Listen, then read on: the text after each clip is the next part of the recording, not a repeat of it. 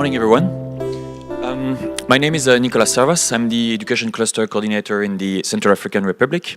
And this morning, I'm going to present about the value of working together in an environment that's plagued by logistical and security constraints. To start with, I'll say a few words about the context. As you may know, in March 2013, the Seleka seized the power in Bangui.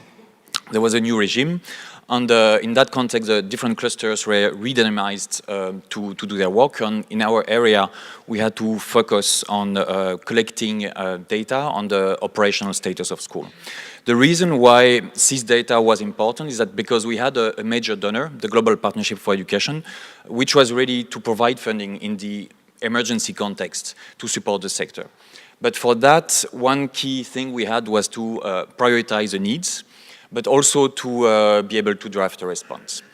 However, there were, in addition to the logistical challenges that existed before the crisis, there were many other challenges, new ones. One was a difficulty to access the different areas because of the security and the violence that was going on. And another was the attacks against schools and the infrastructures. Picture is missing there anyway. So here, for example, you have that's a very recent picture that was taken a few weeks ago. It's a school where the roof was removed 2 years ago, and then as you can see, the wall fell down. So that's just one example. Additional challenges in the next slides, summary of challenges we were facing at the time. I say that education infrastructure were looted, but education infrastructure is not, anyway, we can go back to the challenges. Education infrastructure is not schools, it's also the training centers, the administrative buildings of the Ministry of Education. Also, because of the violence and the displacement, many of the district education officers, they were not at their duty stations anymore. Generally, the Ministry of Education staff at the central level, they were highly demotivated. You can see the right-hand side picture, that's 50% of the Ministry of Education building that was looted and burned. So maybe last challenge that because the Ministry of Education staff were demotivated, the ministry was not functioning for a few months, and there was no trust between the new government and the cadre, the civil servants. The contact list, all the information we would have needed to do that exercise were not available anymore. So a few pictures that you see here is the Seleka soldiers on the road, and that was something very typical at the time. You could not go outside of Bangui without having to show what you have in your car, without having to pass through barrages, etc. The second picture we don't see anymore is that, just like a general picture about the road conditions, that are prevailing and that were existing before the crisis in the Central African Republic. And finally, as I already described, that the Ministry of Education, or at least one half of it. However, we had some advantages at the time in 2013. One that was existing and still is the case that the education cluster has the widest network of partners in country for our sector. We count more or less 40 partners at the moment who are active. And these partners at the time, 2013, that was before the major crisis that occurred by the end of the year. So the partners were national NGOs, civil society, teachers union, association of directors, Ministry of Education, very few international NGOs, but who had been in the country for years or even decades. So they knew the context very well. So they could help us in assessing the needs. So here I'm going to show about how we improved our methodology over time by doing the different assessments on how we involved the different partners, different members of the education cluster. August 2013, the context, it's 6 months after the coup by the Seleka. We can go out of Bangui, but still it is difficult, and we cannot go everywhere.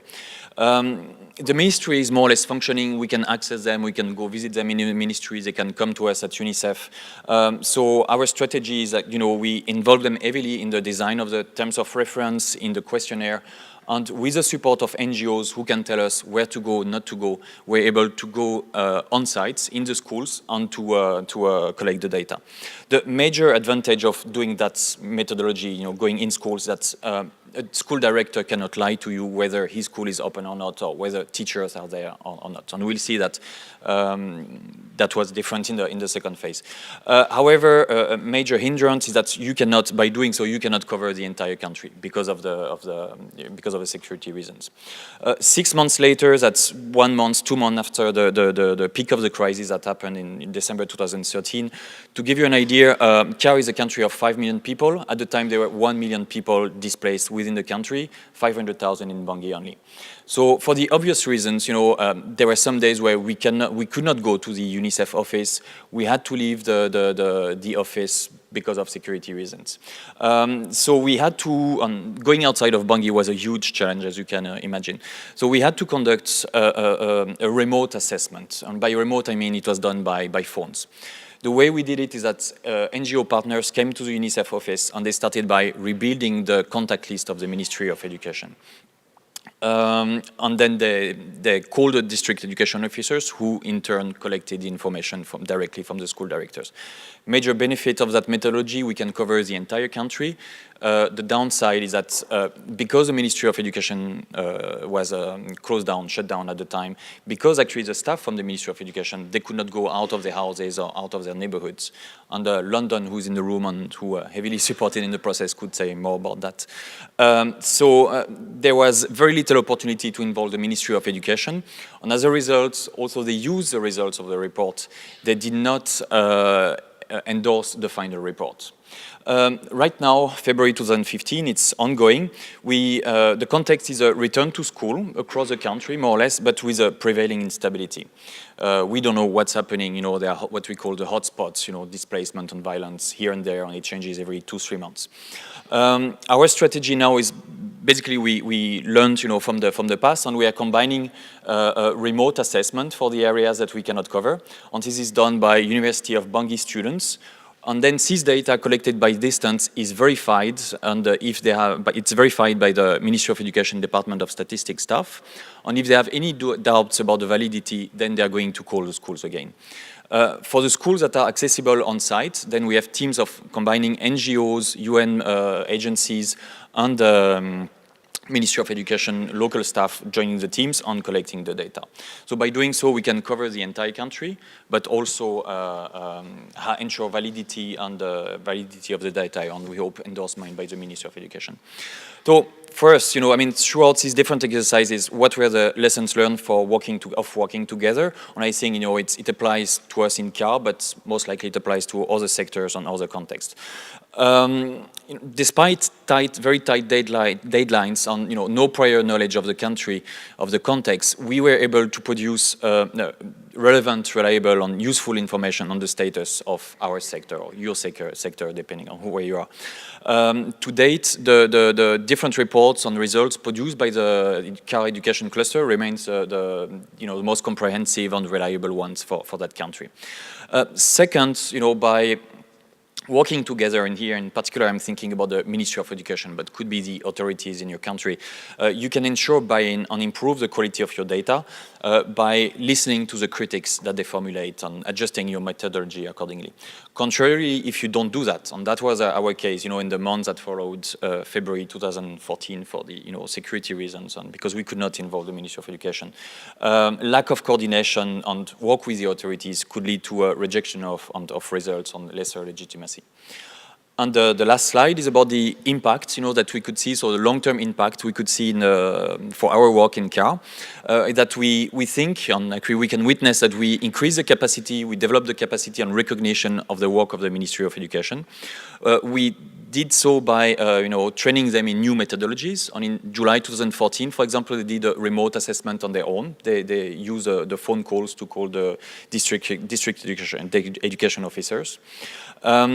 But also what was very interesting for me in the past weeks and months is that I could see when we announced that we were going to launch a third assessment.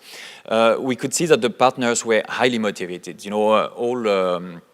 All the cluster members, we had 12 partners who volunteered for participating in that assessment, for going in the schools or for helping with the administration. And what was even more interesting, in the past months, is that we could see that by using our our methodology or our questionnaires, the CAR education cluster members starting producing more information about the status of schools and the status of education. And in the long term, that will help us, getting a better overview of the situation of the sector. And also, in the particular case of this assessment, it will allow us to triangulate information to verify, to make sure that it is right. And last but not least, we did get the funding from the Global Partnership for Education. So we could say, that we increased the trust that we had from the donors, because they were able to see that we could work together, UN agencies, NGOs, civil society, Ministry of Education, and that's, by sending partners do assessments including in remote areas, they see that actually you can do programming there, so they trust you for giving you money on doing the work. Thank you for your attention.